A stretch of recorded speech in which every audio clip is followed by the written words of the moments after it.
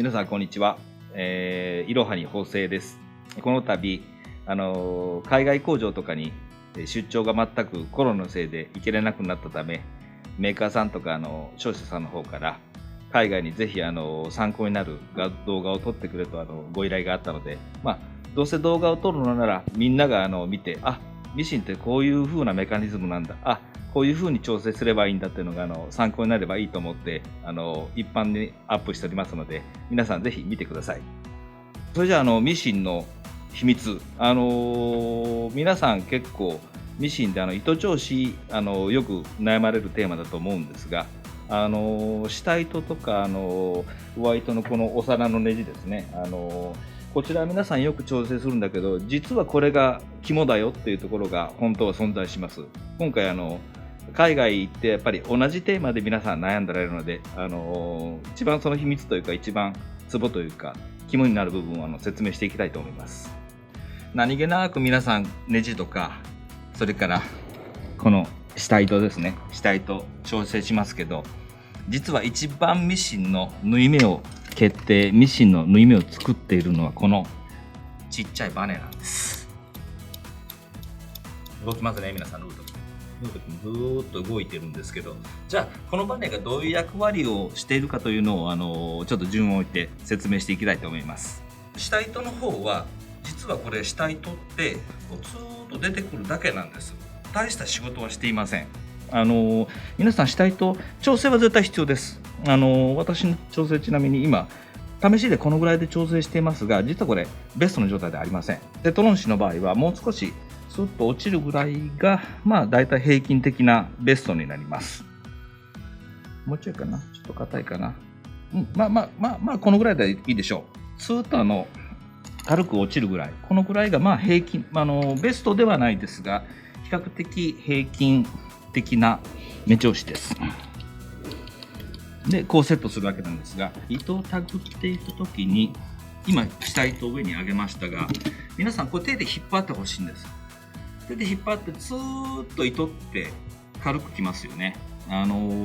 実はこれで目調子取れるんです。ずーっと引っ張ってる糸をコブを作ってくれるのがこのバネです。じゃあ手でゆっくり回して動きを皆さん見ていきましょう。じゃあ試しに布を挟んでいきます。で見やすいように一番スローで再生してみたいと思います。ここが今動いてますよね。針が刺さってこの天秤が上がってって下のコブができる瞬間にバネがピッと上がって糸を締めてますよね。このバネの動作、この動作で針が刺さりました。で引き上げている時に今糸を締めますっていう時にバネが糸を締めてくれます。これで縫い目のコブが作られています。ちょっと一旦糸を切りましょう。で今裏目が今そんなに悪くないな。もうちょっと悪いの期待したんだけど、今少しプツプツまだ目が出てますね。じゃあこれの調整いってみましょう。今目がそんなに悪くないんですけど、少しプツプツ目が出てる状態。じゃあ逆にこのピンピンバネを弱くしてみます。するとどうなるでしょう。こっちに回ったらねちょっと緩くなります。でこっちに回したら強くなります。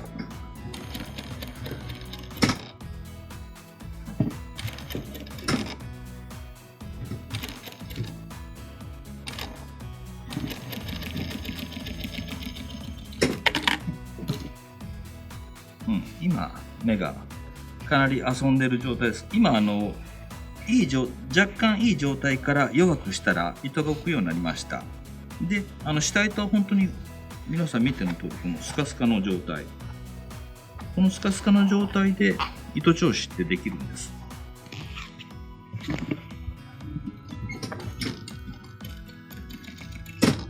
じゃあ今度は少し糸を少しずつこちら方向に回します。こちらに回すと強くなります。少しずつ糸調子を締めていきましょう。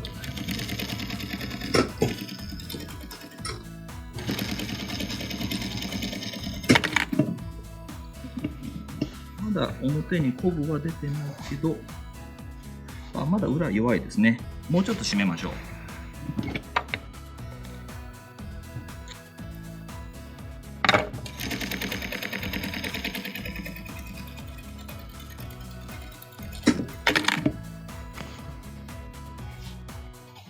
さっきよりももう少し入ってきましたね、目が。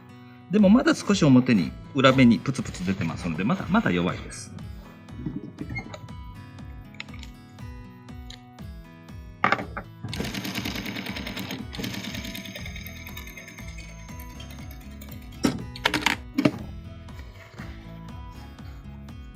だいぶ最初2番目3番目だいぶオレンジの目が中に沈んできたと思います。ただこのぐらいの肉の厚みだともう綺麗に両方から見えないぐらいまでコブが入っちゃうと思いますので、もうちょっと締めていきましょう。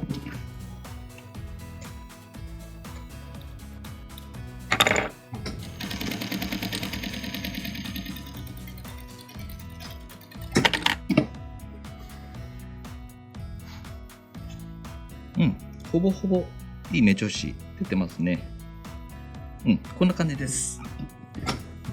これピンピンバネが今正しく動いている状態です。必ず糸が針が上がってくるときに裏のコブを作ってくれて、そのコブを作ってくるのがこのピンピンバネが糸を引き上げてくれてます。で、僕も最近知ったんですけど、これ正式な名称はピンピンバネじゃないらしいです。縫製業界用語でピンピンバネって言っちゃうんですけど、ミシン屋さん曰く糸取りバネだそうです。下の糸を持ち上げるための糸を取るから糸取りバネだそうです。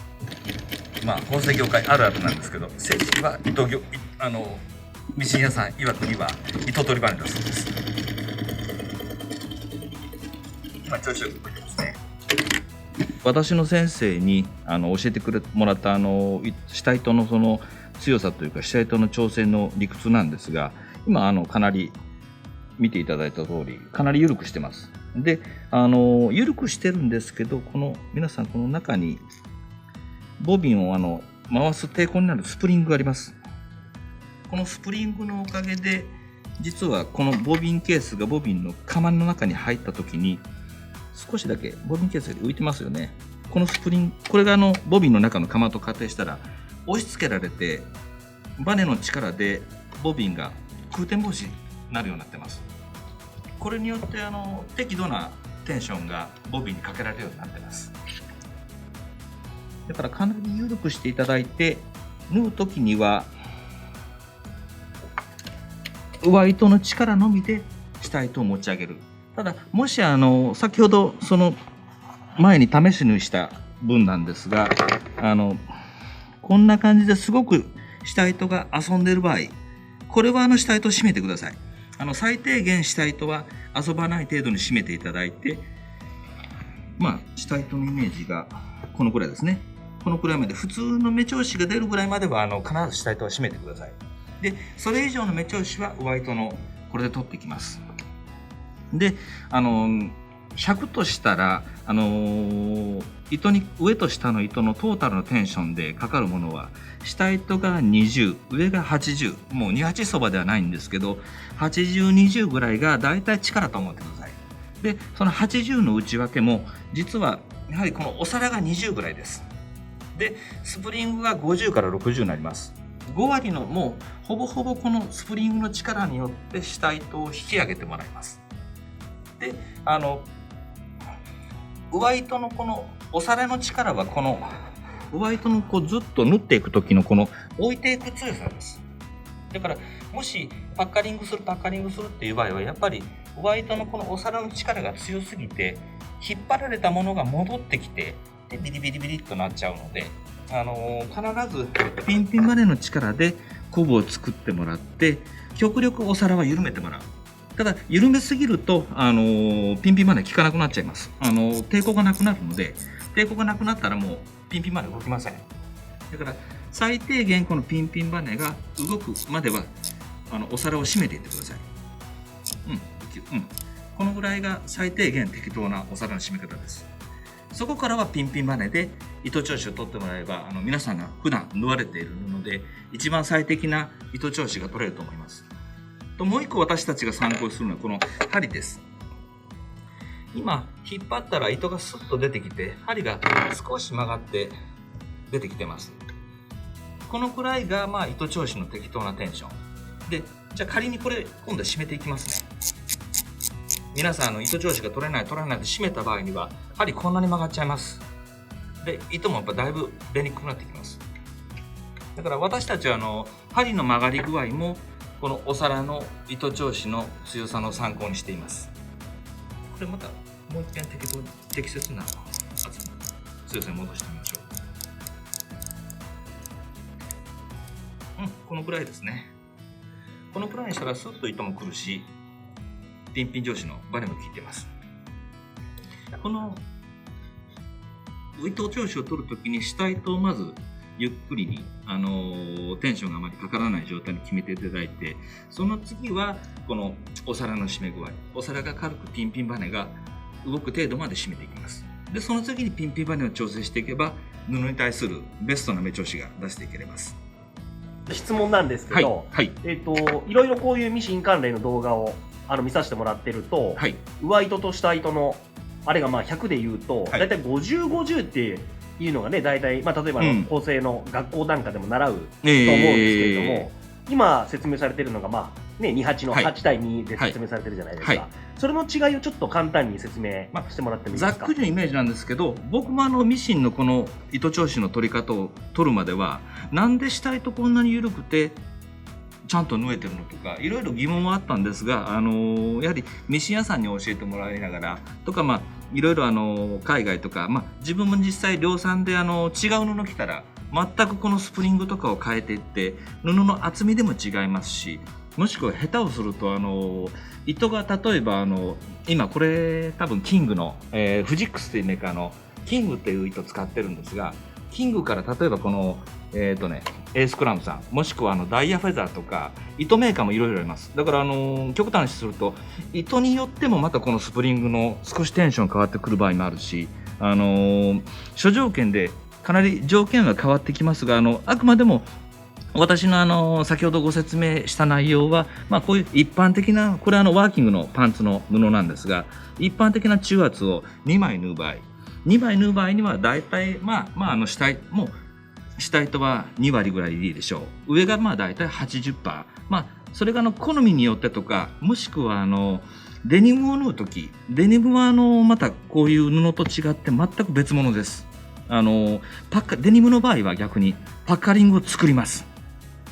乱暴な話なんですけど、パッカリングを作っておかないと縫製上がりを粗い加工したら布が縮みます。生地に難しい専門用語なんですが、縮率という言葉があって、生地を洗ったら綿素材なので縮んでいくんです。で縮んだ時にこういうベストな目調子だと糸が浮いちゃうことになるので、あえてデニムの場合は縫う時にパッカリングを作ります。作らないと糸が遊んじゃうんです。でそういう意味も含めて、あくまでもこういう生地の場合はだいたい2割8割で、デニムの場合だと逆にまた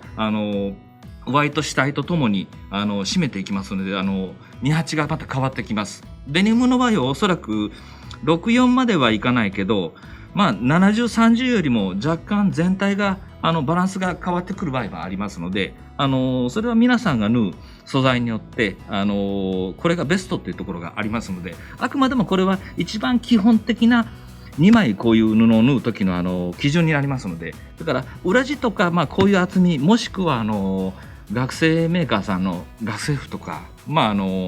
一般的な中圧の場合はこのセッティングでいけますので、ご参考にしてくれればと思います。皆さん今日もいろはに縫製チャンネル見ていただいてありがとうございます。ちょっとした疑問とかコメントを入れていただければ、ちょっと全部返すの私も丸1日ミシン踏んでますので